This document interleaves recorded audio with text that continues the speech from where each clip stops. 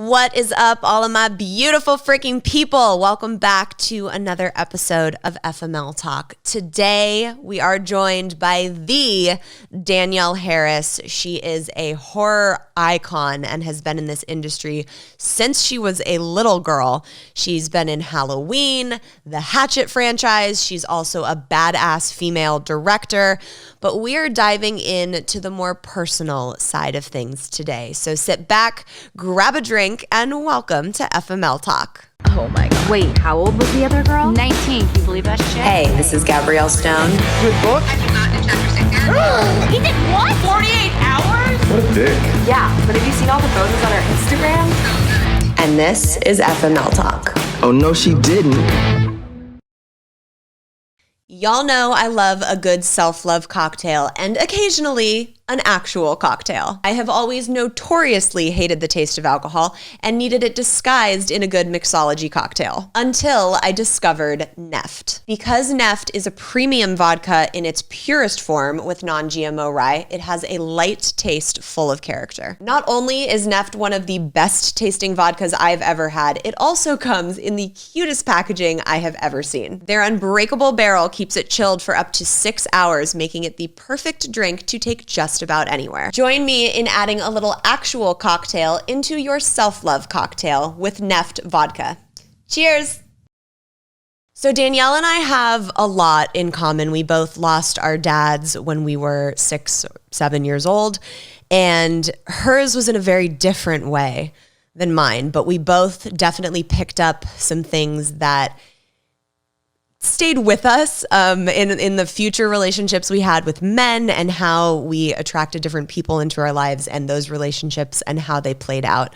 I do want to mention that we do have a trigger warning for this episode. Danielle has had 2 experiences in her life with people who have died by suicide, and there are some very intense stories that she is going to share with us today. We are going to touch on a lot of topics in this episode, so let's jump into the interview. Here's Danielle. Danielle fucking Harris. I was like, wait, if we cuss, we can edit it. Wait, what? How are we not going to cuss, No, Gabby? you can cuss all the time. This is FML Talk. Welcome to the show. Thank you. Thanks for having me. I'm so happy to have you here, you beautiful little I'm light. happy to be here. Yay. So your career in itself has been kind of insane. Like, you've been very iconic. Can I say iconic? Sure. In the horror Thank genre. you. I mean, you've been in it since you were a wee little one. Yes. So what's it been like to kind of grow up in the film industry and in the horror genre? Horror, believe it or not, has just kind of come back around for me. Like, I didn't do horror movies for 20 years. Right after you started. Yeah, it after was Halloween, right? yes, Halloween 5. I didn't do any. I did one horror movie from between Halloween 5 and Rob Zombies. Oh wow. So between 1989 or 90 to 2007, I did one. Oh no shit. Yeah. Oh, I didn't know that. Yeah, and then but I did a whole bunch of other stuff, but nobody ever thinks about that stuff because horror is so fucking die hard. Yeah. That I just sort of reemerged this, like, I just leaned into it a little bit more. Not that I was against it or anything. It just didn't really present itself to me for some reason. Right. Yeah. And then the Hatchet franchise came. Yes. And it was just like blew Yeah. up. I always forget about that too. Like, that might be like really what sort of turned over that leaf for me, even though the new one started it. I think that doing Hatchet really kind of pushed it forward. Yeah. And for people that are listening, obviously Halloween that you did with Rob Zombie, my mom played Scout Compton's mom. You were playing Scout's friend. Yeah. Your role in that was so fucking brutal, dude. I mean, I remember watching it and my heart was like breaking. Aww. Oh, it was really gnarly. You were fantastic in it. I survived. Yay. And you are also a badass female director. Yes, I'm working on it. Yeah. I am working on it, as you are. Do you like being behind the camera more than in front, or is it just different? I'm so A-type, so I do prefer being behind the camera because I can control more of the outcome, I think, and I like the creative process much more. I think it just depends on what I'm doing in front of the camera. I also, but then on the like talent side of me does like to be able to go to my room and like take a minute. Yeah. So, and as a director, that just is not the case. Right. So I think I couldn't just be one or the other, I think. I think that's my main thing with directing too, is like, at least I have some more control over the product that comes out. Because as an actress, you just show up and do your job and you're like, well, I hope it fucking looks good. Yeah, that's right. Like, there's no control. No, nothing. And with directing and producing, at least you can kind of like, mold what you want your vision to look like. Absolutely. Yeah. I'm trying to get your mom in my movie that I'm about to do. Yes. I sent her the script and she's like, what role, babe? I was like, anyone you want. Take your pick, D. Because she called, so I'm doing a movie with Joe Dante. He found the script for me. Yes. Who I love. And your mom, D, called Joe or emailed him or something saying like, hey, I would love to be part of it. And didn't call me. I was like, D, just call me. Why didn't you just call me and be like, I want to be in your movie, bitch? Right? You're like, I was just trying to go about it the right way. I was like, you don't need to go about it the right way with me. She like sends her agents to put in a request. Yeah. It's like, bitch, she could have just texted me. Just text me. Hire me. I would have done it. Oh my God, I love it. So apart from your, accolades in the film and television world, you and I kind of have a similar, I guess, through line in how we grew up and some trauma that we experienced. Yes. So take me back to your childhood and like what that was really like. It's so interesting because I've just kind of started talking about it. Not that it's been something that I haven't talked about, but no one's really ever asked. Like, really? Where's your dad? What it's just never come up in conversation for some reason. Maybe they just assumed that he like left or something. Yeah. So my dad died when I was 7 in a car accident, but there's a lot of like weird shit surrounding it. So like he made out his will 10 days before he died. He died when he was 32.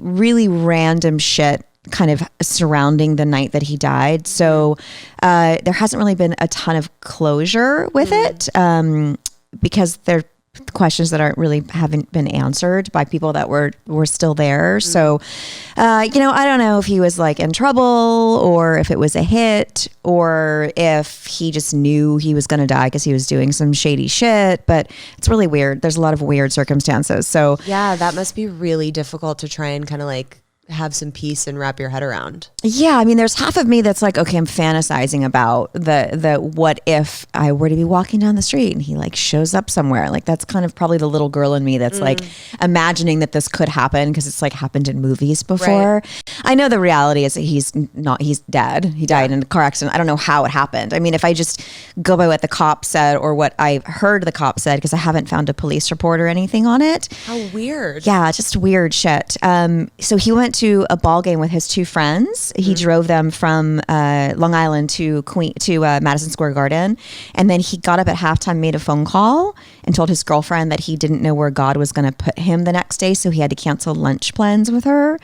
And then he left his friends at the game without telling them that he was leaving, and he died wherever he was going. Okay, so. That's wild. Weird, right? And so was he and your mom not together at this They point? were not married, no. Okay. No. What does she think about it?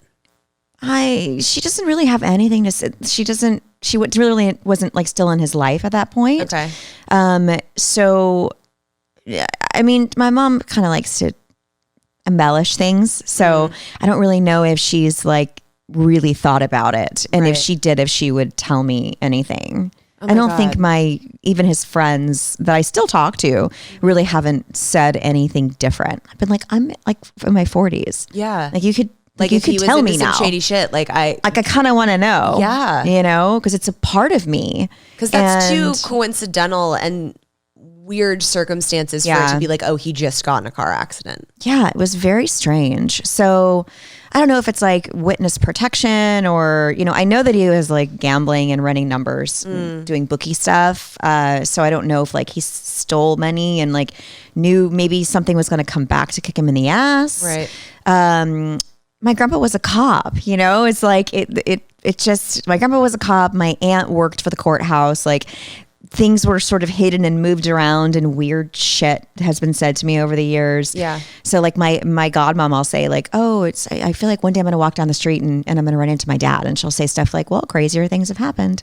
Just stuff that you're like, wait, what the fuck is going on? Weird, just dude. weird, just weird, So weird stuff. I don't know if this is relevant to your particular situation, but I mean, when I lost my dad, I walked in and found him, like saw him physically lying on the floor. My 6-year-old brain was like, oh, daddy passed out. Oh, right. But I now know, like I saw his body. When I lost my high school sweetheart when I was 18, he died in a car accident. And I remember wanting to go to the funeral home to see his body. And his mom was like, please don't go. Like, please, whatever you do, that image will be forever burned in your brain. Like, please don't go. And out of respect for her, I didn't go. That haunts me till this day because I have vivid dreams, or like you said, I'll see someone that like kind of resembles him from the back, and I will follow them in the crowd because I genuinely, it was like my brain didn't connect. Like, there's the body, this person's dead. Right. Like, I know that consciously, but there's this weird thing that I'm like, well, what if I just see him randomly walking down the street in a different country one day? I have a couple of other friends that have died too. And every time I see their car on the street, I look to see if it's them. Yeah. What It's a weird so thing that we odd. do that. I don't know why that is. But so do you think it's because you never saw a body that you feel that, or just because of all the weird circumstances that involve I or think that was maybe surrounding your it's- dad's death? I think it's more of like my child brain couldn't compute something that big. Yeah. So there just was never closure, even if there were no weird circumstances surrounding. And I think there's always something that's just sort of lingering. I went to my dad's funeral. I went, and it was obviously a closed casket. He'd been cremated, and I remember this on top of the casket were pictures of he and I in frames. And when I had to go up to the casket, for whatever reason they had me walk up there, I had a complete freak out and started yelling to get my daddy out of the box. Oh my God. And had to be taken out. And I remember playing Go Fish and Old Maid with my godmom's cousin in the lobby. Like, just weird stuff that just doesn't, I don't know. I don't know how to fix that. Yeah. That's really traumatic. It's and you too. I mean, how do you move beyond that? Right. You just sort of do, I guess. But is there something in your brain that just can't quite like click back? Yeah, like make it make sense. Yeah. In that time. I honestly, I don't know if you feel the same way. For me, it's terrible that we both lost our fathers. It's something I would never wish upon anybody. Yeah. But if I had a choice to lose my dad when I was 6, or lose him older as an adult, part of me is like, well, I wish I would have had all those years, and I wish I would have known him. But I've lost people older when I've known them for so much longer, and it would have hurt more, I think, in a way, in a weird, fucked up way. Do you think that it changes how I mean, I didn't grow up with any men in my life. Like, it was always my mom, my grandma, my sister. Figure. Yes. And now, ironically enough, both my babies are IVF, and I chose the sex, and I chose boys. So now I have like all men in my life, my husband and my 2 sons, my nephew, like my sister lives with me too, but it's still like, there's so much men around, and they're like fucking aliens to me. I didn't grow up seeing it. Yeah. So I don't really know. I mean, it's such a strange thing to have that be around when it was not part of my life for so many years. Yeah. So you grew up with just you and your mom. Yeah. And my sister. And your sister. Do you remember how you found out about your dad? Did someone just come and sit you down? I vividly remember so I was in New York with my dad right before he died. I was on my Christmas break, and I went home a week early because I missed my mom. So I was supposed to be with him at the game that he went to. Oh my God. So dude. Obviously I wasn't there. And which may be why he made out his will right before I came out there, because we were living in Florida and he was in New York.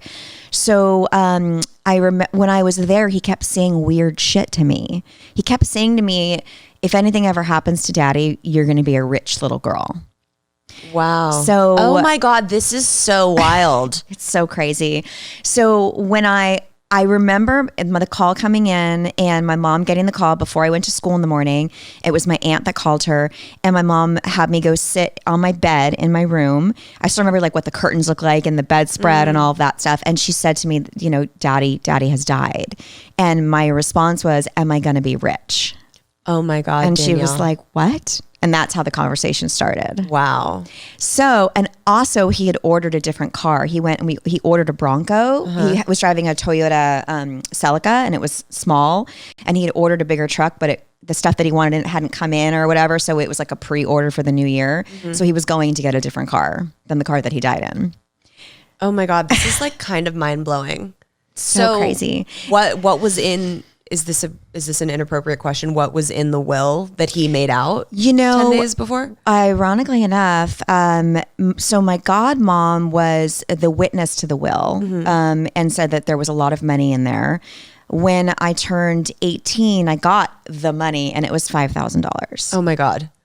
So you're like, Dad, I don't know what your version of rich is, but this is not it. Well, my aunt was left executor of the will for me, and she was allowed to invest the money to my benefit, and the money was invested. So there was gone. More, and she I'm sure got it. It was gone. Okay. Yeah. Wow. Yeah. Oh my God, if I were you, girl, I would be banging on his friends' doors and being like, gotta fucking tell me something. I wrote a script years ago when I started getting like interested in it. And it was about a girl that gets this call saying, you've got all this money and you need to come to New York to get it. And the character goes to New York, and there's a lockbox of like things that he was putting aside from her to help in case something happened to him. And she realizes that it was a hit, and it uncovers like who actually killed her father. Oh, how interesting. So yeah. And I never finished it because there's no real end to the story. Well, I mean, not a truthful one in this situation, but you could, you could make create it up. one. Yeah.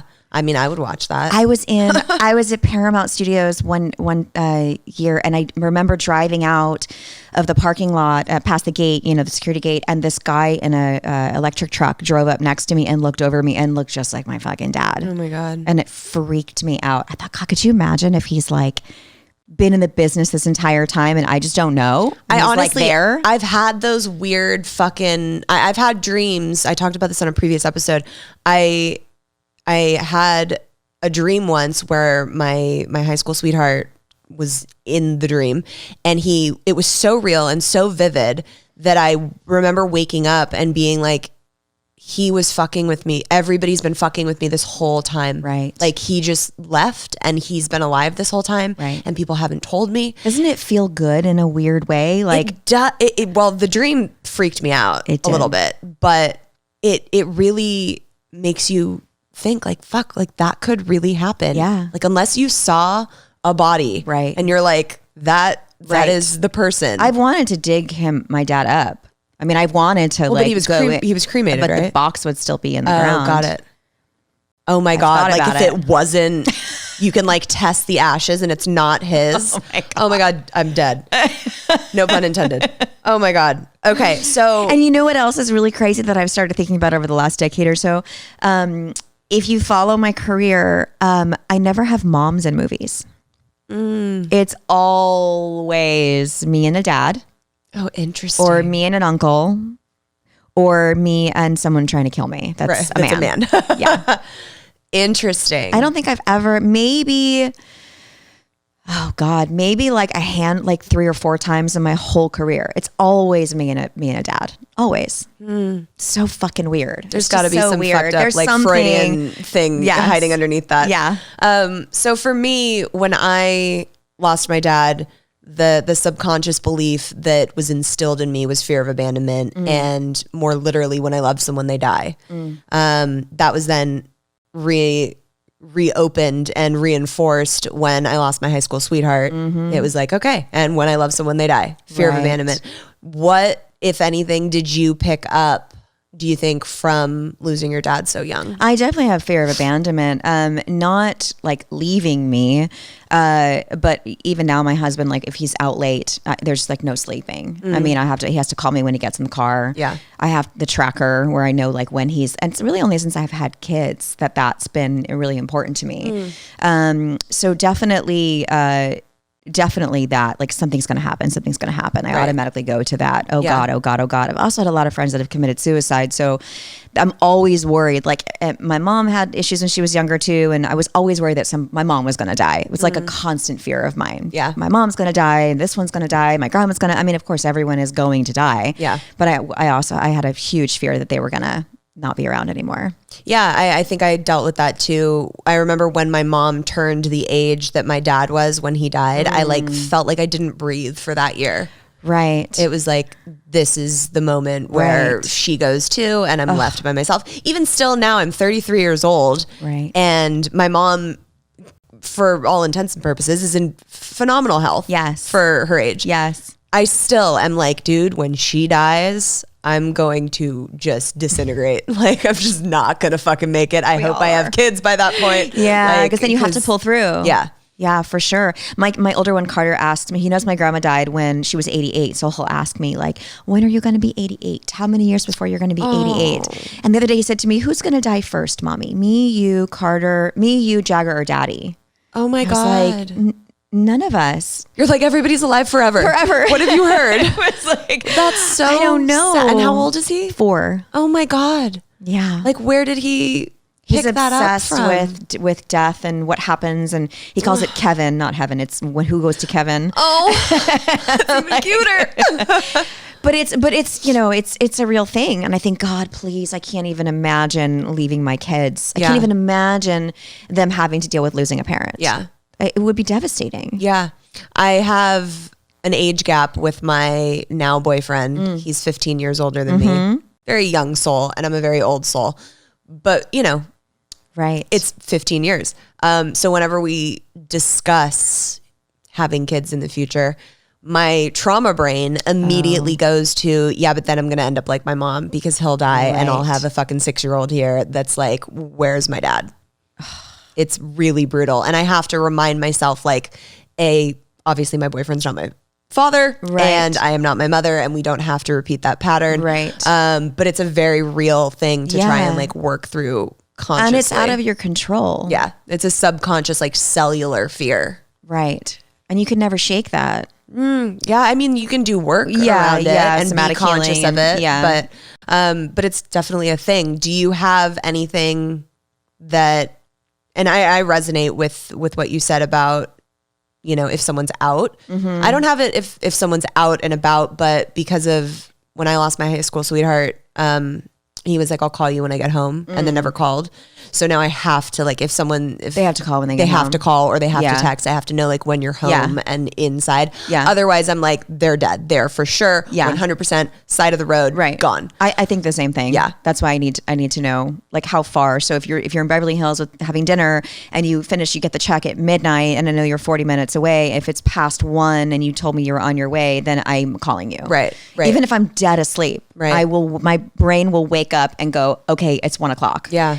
Are you okay? I don't And care how long you're out, but How is your husband with that? oh, he's fine. He actually puts share your Yeah. arrival time whenever Yeah. he leaves somewhere. When he's driving far distances, he'll always share it with me, so I Yeah. know exactly where he is. That's great. It's like, it's a trigger It's a for small you little thing to protect. That's it. Yeah, absolutely. Yeah. Do you think that losing your dad at such a young age played a role in the type of men you attracted or how your relationships went as you grew up? I mean, I'm gonna have to say it probably. Like, it would surprise me if it didn't. I made some interesting choices, but I didn't fear, like, I never got broken up with, so there was never, and I didn't fear, like, I would usually just kind of let it roll out and always end it amicably, so there wasn't a lot of, like, choosing bad. So if they I don't know how it fucked me up, but I'm sure it definitely had something major to do with it. Maybe it was, I'm more of someone that, like, protects myself.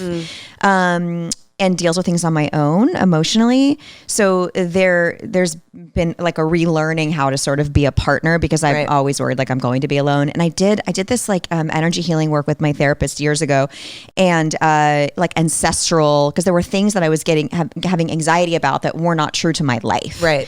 So we started talking about like ancestral DNA stuff and like trauma from old past, past life kind of, or, family members being passed down. And I had this like crazy image of, I was of all of these different generations of women from, 1800 on in the apron with the thing and the churning butter and like looking out the window and seeing a man leave and not come back. And then it was like the next one of, the 20s, the woman looks different and she's in a different house, a little more updated. And then the man leaves and never comes back. And then it was like constantly, and then the 50s and the 60s and the 70s. And then it was all these different women, but they started to look like my great grandma and my grandma, even though my great grandma was married her whole life. My grandma was married her whole life. My mom, not so much. But maybe that's why I waited to get married until I was 37. Yeah. I just was like, not for me. Yeah. That's so interesting. I'm sure there's also, if you get too close to someone, there's a possibility they could die and be hurt. Cause that I know I've dealt with. For me, I had that fear of abandonment that was so real. I started attracting men into my life that would teach me that lesson, or at least like the universe was like, yo bitch, can we heal this shit right now? Right. So I attracted my ex-husband, who abandoned me in the most shitty and disrespectful way possible by cheating. And then I attracted the man that I fell in love with after, who literally abandoned me 48 hours before I was getting on a plane. And it was like, okay, so are we going to learn this abandonment issue, Gabrielle? And I, obviously took the trip and learned that I was never truly abandoned, because I won't ever abandon myself. Right. But it took me so many of those men coming into my life to learn that lesson. Right. Like, you're not abandoned. You can let that go. Right. Yeah. It's, I think maybe there's still like a weird void for me, because I don't know if it's abandonment necessarily. Like there's something that's broken. Yeah. But I don't know what the proper word is for it for me. Yeah. How did you meet your husband? On a blind date. Oh, I love that. Tell me that story. I was not into him. We're 10 years, we have 9 years difference. I'm 9 years older than him. Okay. So I was not really interested. He was 25. Oh yeah. I was like, I want to get married and have kids. I'm not fucking around with these kids, you know? And my friend kept saying, no. He's a great family, great career. Like he's not in the business, got his shit together. He's like, he wants to meet you. I was like, oh God. You're like, that makes it even worse. Yeah, exactly. And we didn't hit it off. He was so awkward and uncomfortable, and he's still awkward and uncomfortable. Oh my God, 10 years later. I'm like, we're married. You can like make a move. I'm not, what the fuck is going on? Oh my God, I'm dead. But he was persistent and he showed up, and whatever he said he was going to do, he did. So, which had not happened before. And he didn't take no for an answer. Oh my God, I love that. So I had to he was so literal on our date. After our date ended, he asked me for my number, and I said I'd give it to him, but that I was busy through the end of the year, because I think it was like end of October, early November. And he said, okay. I just was like, I'm busy, you know? Right. He called me the beginning of January, was like, well, it's the end of the year's over. So could we go out and get a drink? And I was like, God. You took it literally. Like, when I said, were you just trying to like blow him off at that point? I was. Oh my God. And he just wouldn't go away. And then it was like what are you doing Thursday? What are you doing Saturday? Can I come get you Monday? And it was like 7:00, 6:00. Okay, be there. And then we were in, I was going to Florida for a film festival with a girlfriend of mine.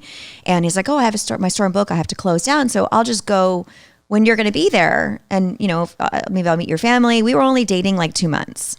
It's like, oh God, this guy just invited himself to meet my family. What the fuck? Now he's really not going to want to marry me. And we were down there, and he said something like, I want to take you to Hawaii. And I was like, oh, how many times have you heard like, I'm going to do this for you. Right. I'm going to do that for you. And you're like, yeah, right, whatever. And I said, okay, because when do you want to go? And it's like, 2 weeks. My schedule is available or some bullshit like that. Yeah. And he's like, okay.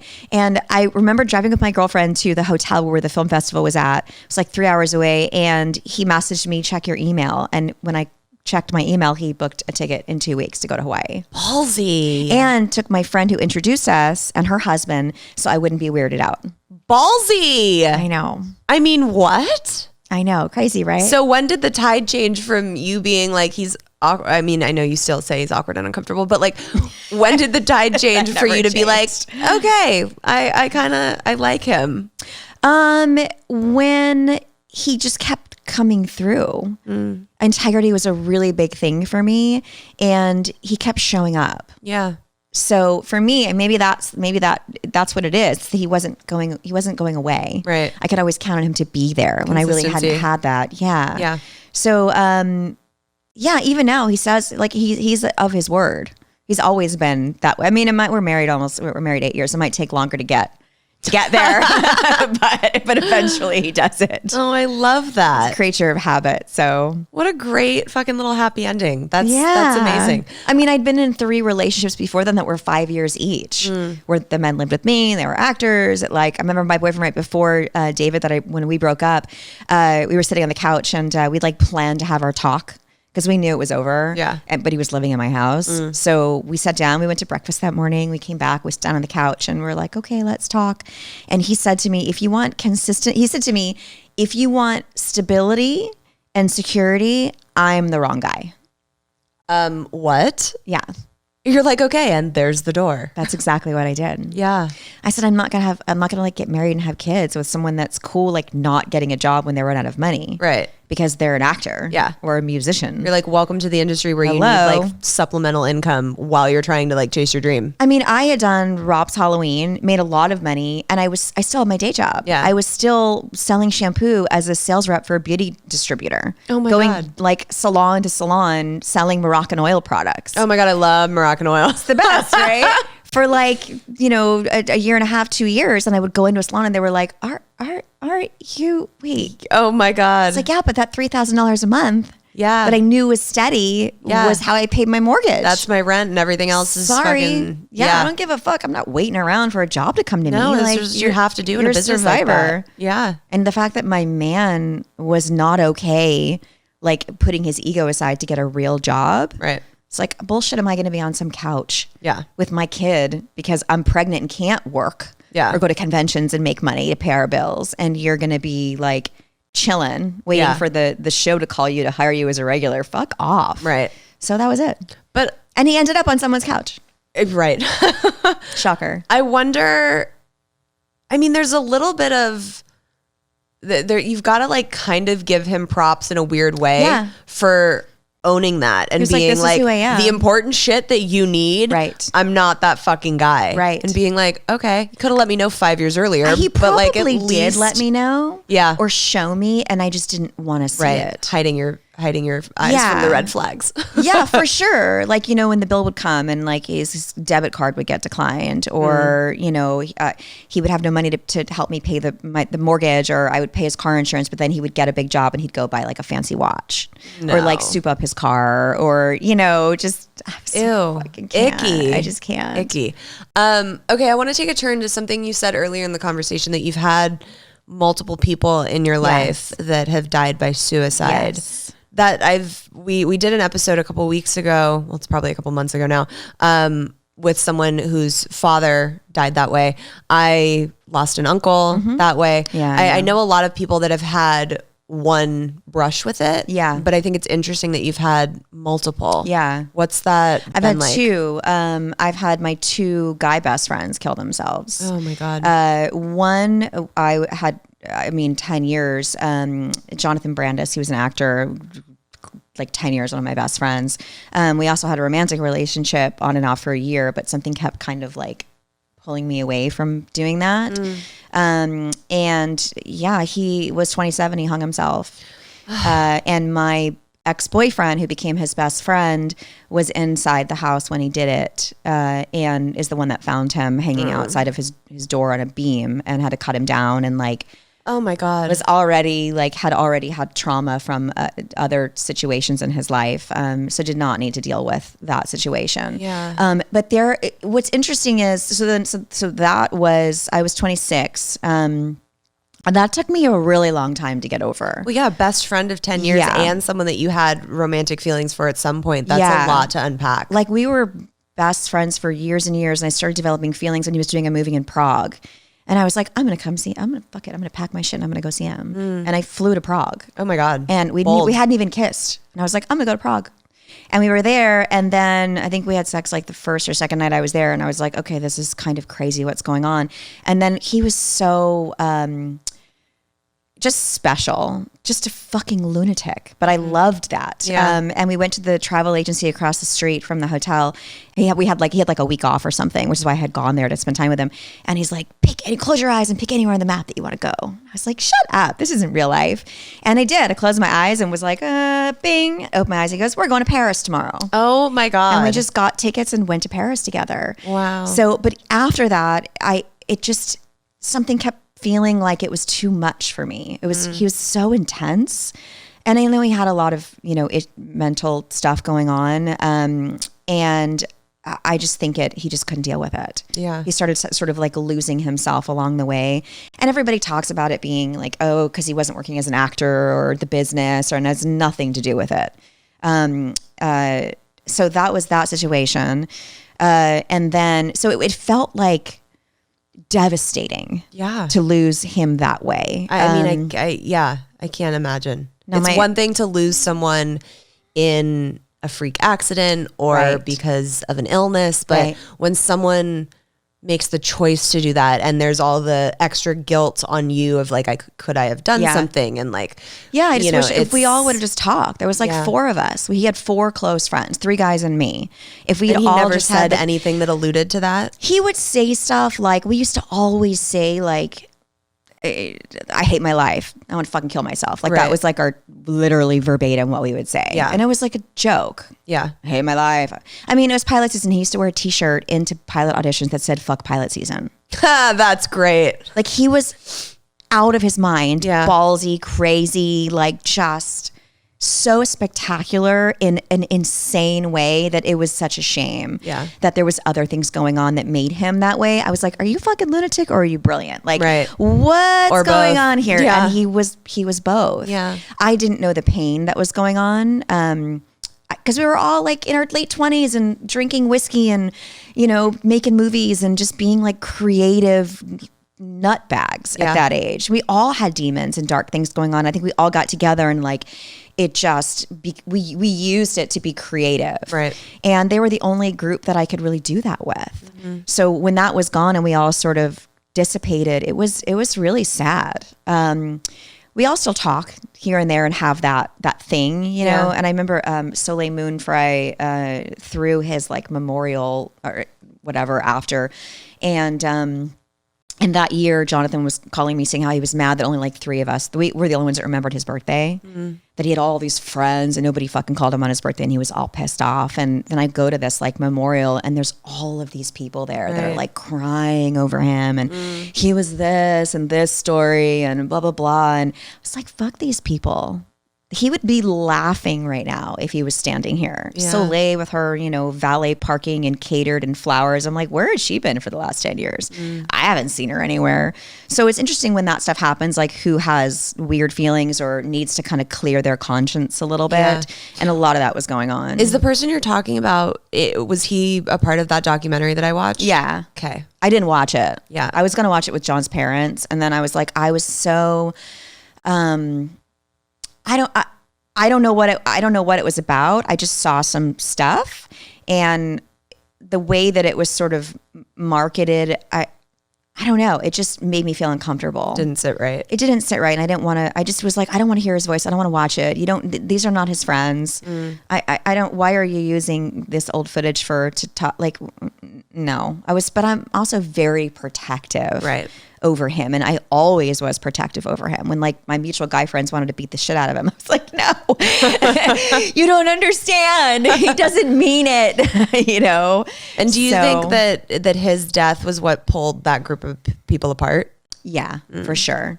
but we all still get together like no time is. I mean, I haven't seen most of them in many, many years, but there's always, but you know, I will check up on the three of them occasionally just to make sure they're still alive. Yeah. Because there was darkness around a lot of us. Yeah. So I just checked in on one of them a couple weeks ago when it was the anniversary of his death, just to say, hey, make sure he was still kicking, tell him I love him and like move on. Yeah. Just because it's still, I still get nervous about that stuff. Yeah. You know, I mean, I can imagine. And then my other friend, I have a totally different feeling about his passing versus Jonathan. His passing was really nasty and fucked up towards me. So he died, now it's going to be 3 years, I think, coming up in January. And he was my best friend for 20 years. God. And we stopped being, he had some substance issues going on and some other issues going on, but we stopped being friends 8 years ago, because I just needed to sort of like pull back. He got into a fight with my boyfriend, now my husband. Yeah. At the time, Adam was drinking, my husband does not drink, and they got into some dumb wrestling match. It was stupid, and anyway, it went too far, and I took my husband's side over my friend Adam's side. Adam always had, like, he was always like the what I wasn't getting from my boyfriends. He was like the emotional boyfriend. Right. We did everything together constantly. I never knew him to have a girlfriend. I mean, he had a couple girls here and there, but like nothing really serious. And he was very, he was an acquired taste, but I like that. I mean, I like people that nobody else really likes, you know. As long as they're honest with who they are, then I'm all for it. I don't care how fucking crazy or weird or whatever you've got going on. As long as you're truthful and have integrity within what you're sharing with me, cool. Because if I see through it, there's a problem. Yeah. So he got in a fight with my boyfriend. We got in a fight about it. It turned really ugly, and I just wasn't going to take his side because he was my friend. You know, he punched my husband in the nose. And my husband gave him an opportunity to get off. And he was like wasted and said, never, you know, as they were wrestling. And my husband was like, pushed him, and Adam socked him in the nose, which was not cool. So anyway, long story short, we hadn't talked in years. We just stopped talking. And I heard his drinking got worse, and his drug use got worse. And I was like, I can't. Yeah. Can't be there for that. And I got a call a couple of years ago from a mutual friend of ours that he killed himself, but he orchestrated it. So he sent a dozen of our friends, a dozen or so, maybe less, boxes with stuff of his in it. So he killed himself at the Beverly Hilton on like a Sunday. He had his house in escrow. He had everything was done. His funeral was planned and paid for. His guest list was done. Wow. A list of who needs to handle what was done. And house is in escrow. Everything was done. He went to the hotel, checked himself into the hotel, and mailed out the boxes on the way to the hotel. And one of the boxes went to my friend Tanya, who got one of the letters in it saying, like, if you're reading this, I'm already gone. Wow. And she called the police and said, I think something happened to Adam. And then everybody the police went and rushed over to his house. Then when they got to his house, there was a sign on the door that said, don't break my door down. It's an escrow. You won't find me here. Go to my neighbor. Wow. Yeah. So then there's other things that happened in between. Anyway, they found him. He died. He overdosed intentionally on fentanyl at the Beverly Hilton. But he sent everybody boxes of his shit and letters. And aside from letters to them, it was the letter that he wrote to me, which was 8 pages, blaming me for him killing himself.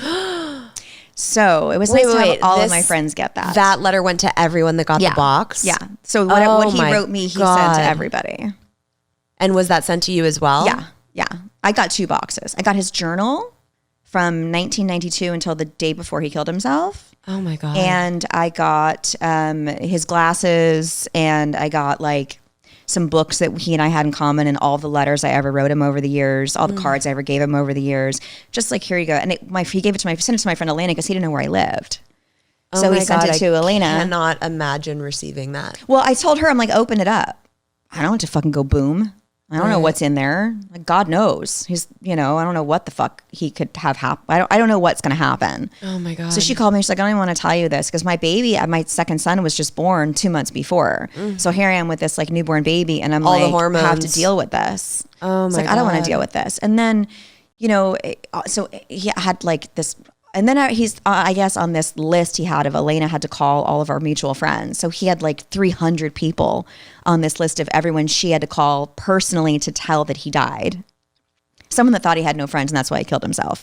And then the funeral was planned, like what song had to be played, it was so crazy when I tell you, like, this is something that I can only see in movies. It's fucking nuts. It sounds like a movie. It sounds It's like nuts. it's not real. And the fucked up thing is that his last entry before he died was wondering if I was going to go to the funeral. And no, I'm not. No, I wasn't. And I wasn't intending on doing it. And his mom also still does blame me and she doesn't mean to, and that's fine. I don't, if I need to hold that for her because it helps her, then so be it. It obviously has nothing to do with me. Yeah. Then it is what it is. But I know we've got mutual friends that still are like, look at me sideways. Like if we wouldn't have gotten into that argument, if I would have stayed his friend. And the fucked up thing is if he would have just called me and apologized. Yeah. He would still be here. Yeah, but you can't blame yourself for I that. don't. I mean, as soon as he died and I got the letter, I posted the whole letter on Facebook and basically said, go fuck yourself. I don't take responsibility for this. How fucking dare you blame me for your issues? This has nothing to do with me. And prove it in his fucking journal. He's tried to commit suicide 2 or 3 times before, from back before I even knew him. So to blame me, like, how shame on you. And then I took it down because his friends called me and said his mom's people are finding out this way. Right. We haven't notified everybody. Right. And I was like, you can't tell me what to do and not do. I'm going to share this. So I have 2 very different feelings towards, I have like, how dare you? And oh my God, I'm devastated. Yeah. Yeah. But both of them were mentally ill. Yeah. So what makes the feelings different? I don't know. I don't know. Oh my God, that's so heavy. It's crazy, right? To go through an experience like that twice, but so polar opposite. Yeah. So I lose a lot of men in my life. I mean, yeah, in like very traumatic ways. Yeah. Without tons of answers sometimes. No answers. Just like what's left for me to decide in my mind. Yeah. But I know, like, at the end of the day, I don't take responsibility for any of it. Well, So at least I have that, I don't blame myself. I haven't sat with any kind of like guilt. It's more anger, I think, than anything else. I mean, suicide is it's a tricky thing. I understand, like, you have a right. I think you have a right to do what you want to do with your life. Thank God they weren't married with kids. I think once you have family, that's no longer your right to make that decision.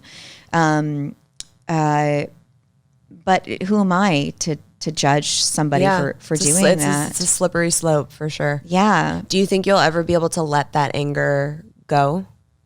I mean, I feel I've already mourned the loss of my friend, both of them. I feel like the part that blames me was not my friend. Right. Yeah, that's a great way of looking at it. That person had disappeared long before this that was the person. illness talking. Yeah. And of course, in the letter, it's like, I didn't have a drug. You're probably going to say that I was an alcoholic or a drug addict, that I had mental problems, and it was none of the above. It was the pain of losing you. And, the end thing he wrote was, I hope it was worth it. So brutal. It's just like, and for all I could think of, I hope it was worth it for you. Yeah. Like I'm you could have just great. called and I'm that's so good. devastating. I'm happily married with 2 beautiful children, living my best life. Like, this did not, what you were trying to gain from this, you did not succeed. Yeah. I wasn't standing at your graveside crying, babe. Sorry.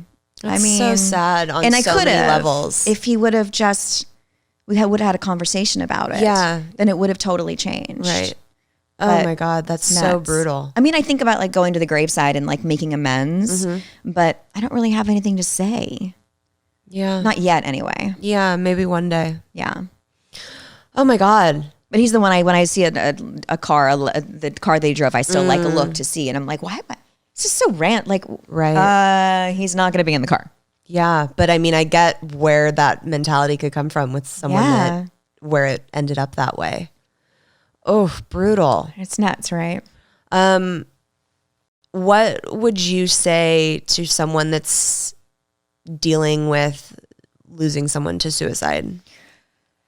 You've got to find your support group. I mean, I think that, you know, it's like you and I could, when you messaged me about like, what do we have in common essentially? Yeah. Like, what can we talk about? And I was like, we both lost our dads. Yeah. It's a language that you and I can speak that some others don't know the language Yeah. to. So I think that, same thing, like, you know, like I didn't know about your uncle and grandpa and stuff with in your family. But when I talk to your mom, it's like, I could look in your mom's eyes and go, I connect with you because I see that. Yeah. I get it. Yeah. You don't even have to say anything. I fucking get it. Yeah. When you talk about your dad, I fucking get it. Yeah. So, and it's just like an unfortunate clique that we all are in. And there are many of us out there. So many. Yeah. Chris Heck, who came on to talk Yeah. about his dad passing from suicide. Oh God, was I didn't know that his dad, was it recent that his dad died or when he was younger? No. I forgot that you knew Chris Heck. Yeah. I was like, wait, why is she pretending like she knows this person? He's not editing. famous. He edits my So, podcast. no, I know. Yeah. So yeah, his dad passed of suicide. I think it was around 5 years ago, but he came on and did an episode and he was like, you know, everyone's going to be touched by this in some way in their life at some point. Yeah. So yeah, I think it's either finding a support group, whether it's people you know, or it's an actual group that you go to, or it's people that you become close with over the subject. But it's so important when you're dealing with any type of trauma to be able Absolutely. to relate with someone. For sure. So speaking of the podcast, Yes. nice little segue there. Yes. Thanks, Chris Heck. You and Scout, Yes. who we've had on in season 1, who I adore as well. You guys have a new podcast. Tell me a little bit about it. We do. So we're both horror actresses. Yes. But you know, so we're 10 years. Well, I'm 12 years older than her. But as we've been getting closer, as we were getting older, I sort of became like big sister, and the stories we started sharing with each other are so crazy. And we're like, God, we should do something. And thank God for COVID. Like COVID actually gave people like us a creative outlet to like force us to do something. Totally. It's like, I can't sit at my house. I'm going crazy. So it gave me something to do. Fucking A. And like, you can come over and we could talk. Like I get to talk to somebody other than my husband and my children. This is amazing. God bless podcast. So we started this podcast, Talk Scary to Me. And we're like, what should we do? And we both grew up with watching Love Lines, like listening to Love Lines, I should say. So we were just sort of talking about like love and sex and relationships and advice I can give her, and then things she was telling me from a different perspective. And so we're like, let's just do like love, sex, and of course we have to do stuff about horror movies. Right. So we have fans call in and ask us questions, and we talk about everything. I love that. It's very, oh my God, after we did like our 5th or 6th episode, I had like a panic attack because we were sharing so much. We know when you're just talking to your friend, you're like, how much do I want to let somebody in? And I'm an open book. Yeah, So you're like, well, if you're going to judge me, well, then shame on you. But how much do I really want to tell people about like my sex life? Right, It's more right. so about like who's listening. Yeah. So I had a panic attack and I called her late at night and I said, do you think we should not release this? Like, should we just do like a Patreon only? Then we can kind of monitor, because my mom's going to hear it, my sister, Right. your parents. And like, we're talking about like how you want to get fucked, or like who, like where, you know, like just like crazy things that we've done. And she's got some crazy stories, and so do I. And it's so fun. But I was like, fuck it, who cares? Yeah, dude, just put it all out there. So Whatever. many people are going to connect and resonate with it. And it's funny because the men that listen to it now come over, and the women that come over and they're like, I love it. It's my Monday morning drive. It's fucking I love listening to it. You guys are so vulnerable and you're so open and honest about everything. And then the men that come over to the table are like, if they see me in person, are like, they like won't look. Oh my God, that's too funny. They're like, I've been listening to your podcast. You're like, yeah, I can tell. like you're turning red right now. Oh my God, I love it. So freaked out. I was and like, it's is it weird? It's not just like horror based. Like you guys talk about anything and everything. It is literally everything, and then everything sort of segues into a story from set or from one of the movies, or from and because I've done so much horror movies, it's a lot of it is just incorporated in all of that stuff. Intertwined. There just wasn't anything really like it. You know, there wasn't anything that. There were a lot of people in their basement, you know, that were like just talking about movie reviews, or like we've done 100, you know, so many interviews where so many podcasts where you get asked the same shit. And you're like, how many times? Like, let's do something different. Just one more person asks me what Rob Zombie was like. Like, do you really care? Right. Do you really want to take this hour to talk about that? And he's fucking awesome. So let's just put that to rest. Yes, exactly. It's like, So I think Talk Scary to Me. What a cute little name. To me. Love it. Yeah, because you know there's that song Talk Dirty to Me. Yeah. Talk Dirty to Me. So I was like, ooh. So I just put it out on Instagram. Like, what should we call it? This is what it's about. What do you think we should call it? And somebody wrote. We picked a bunch of names, and that was one that sort of stuck out. And I love it. Exactly what it is. Now we're kind of getting into like true crime stuff a little bit, talking about my dad and like things that were. And her dad was, she grew up in a mortuary, so. A lot of that sort of kind of going hand in hand. So the first like 30 minutes are like love and sex questions, essentially. And then you find out a lot of juicy, naughty stuff about us, and we spill the tea. I love it. And then the last portion is either horror movies or horror stuff, or aside from set stories, now we're covering true crime stuff. Oh my God, how fun. Yeah. I love it. Everybody go check that out.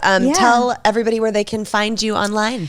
Oh gosh. Instagram, I'm Horror Gal. Twitter, I'm Halloween Gal. DanielleHarris.com is my official website. Danielle Harris official Facebook also. I run all of that stuff too. And Talk Scary to Me, we're on where podcasts can be found. So I guess Amazing. Apple Podcasts and Spotify. All the places. Yeah, all the places. Oh my God, girl. Thank you so much for coming on and being vulnerable and sharing all of this. We connect on so many weird things. And I know your boyfriend.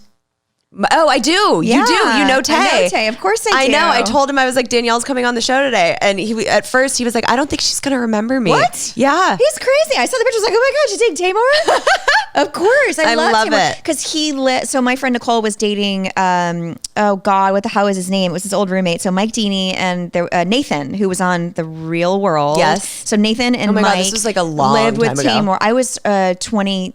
22, 23. Yeah. And I met Tamar that way. Oh my God. And then, and I never dated her or did anything with Tamar. No. Just, He clarified that when he was like, I know Danielle. No. But we would all like go to like the Mondrian and like Sky Bar and like we just hung out. You knew like young crazy party Tay. Yes. We were all young crazy party. I love it. He's a good one. I think I'll keep him. Is. Yes. He's a keeper. Yeah. All right. Love you, girl. Thank you for being here. Thanks for having me. I want to thank Danielle so much for coming on and being so open and so vulnerable. Everybody go check out her podcast, Talk Scary to Me, where you can hear her and Scout from season 1 talk about all things love, sex, and horror. We are going to take a turn now and jump into one of your FML stories. Here we go. Hi Gabrielle, this is Elizabeth and this is my FML story. And I want to preface this story with an assault trigger warning. Back in early 2017, I had broken up with my college sweetheart and began seeing someone much younger than me. And his name was, drumroll please, Chris. Chris had swept me off my feet. He was funny and flirty, and he himself had just gotten out of his first serious relationship. For those reasons, him and I agreed that we both did not want to be in a relationship, but could still have fun. We went on dates and hooked up for a few months.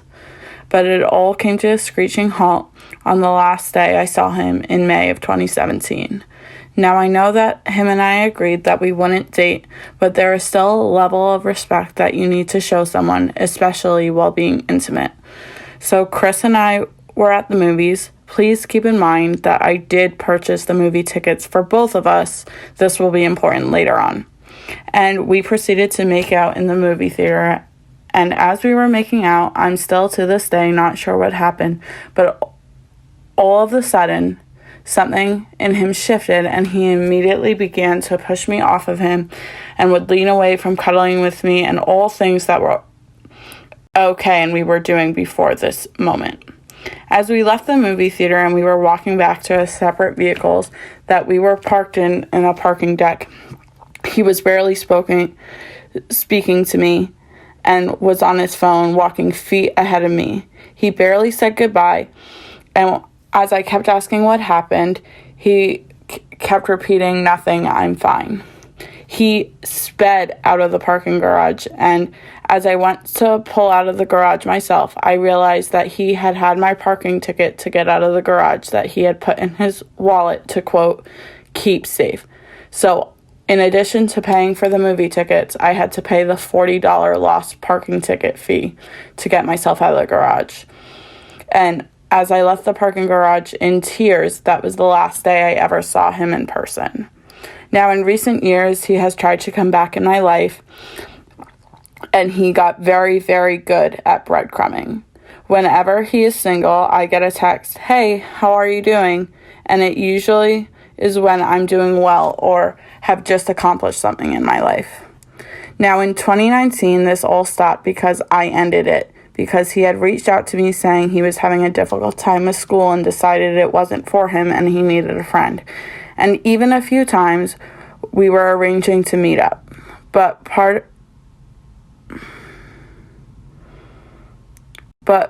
of this difficult time was that he had to go to court all the time, and he always refused to share with me what he was going to court for. So naturally, I did a few Google searches, and he was arrested and charged with assault and battery and stalking of his college girlfriend and her friend. At first, I didn't believe it, and once I read the police report, let's just say there were details in the report that confirmed his identity to me. Talk about dodging a fucking bullet. Oh my God. Talk about dodging a fucking bullet indeed. It's so interesting because when I listened to that story about you guys being in the movie theater, you see those red flags and those warning signs that come up, and then to have that confirmed in such a big way by the police report. God, girl, I'm so glad that you did not get into that any deeper than you did. That's a scary one. Thank you for sharing that. And for anyone that's listening, pay attention to those warning signs when people start acting shifty or act off and out of character out of nowhere. Pay attention to those. They are guiding you in a certain way. All right, you guys, I am so glad that you joined us for another episode of FML Talk. As always, make sure you are subscribed so you never miss an episode. Keep up with us on Instagram at FML Talk Podcast. You can watch all of the episodes live in studio on youtube.com/FML Talk. And remember that you can hang out with us on Patreon, be a part of the Self-Love Facebook group. 10% off comes with that subscription as well, and you can listen to all 3 seasons of the mini bonus episodes. As always, have a self-love cocktail on me, and I will see you guys next week. Cheers.